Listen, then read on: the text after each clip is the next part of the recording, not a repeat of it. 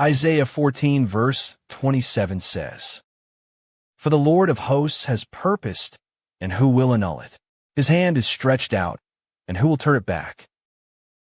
This verse emphasizes God's absolute sovereignty. In context, Isaiah is speaking about God's judgment against powerful nations like Assyria and Babylon.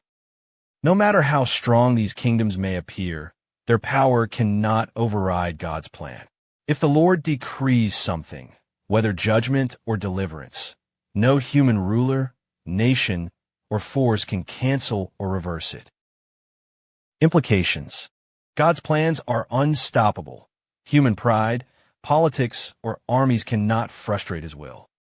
Comfort for believers: what God has purposed for his people's good and salvation cannot be undone. Warning to the proud: nations and individuals who defy God's purposes ultimately fail.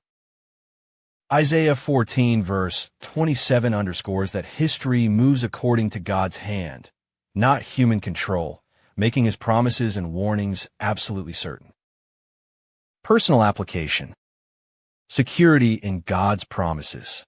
If God has purpose to save, guide, or protect you, no opposition can overturn it.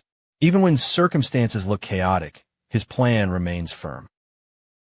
Confidence in prayer and obedience. Since God's purposes stand, aligning our lives with his will give stability.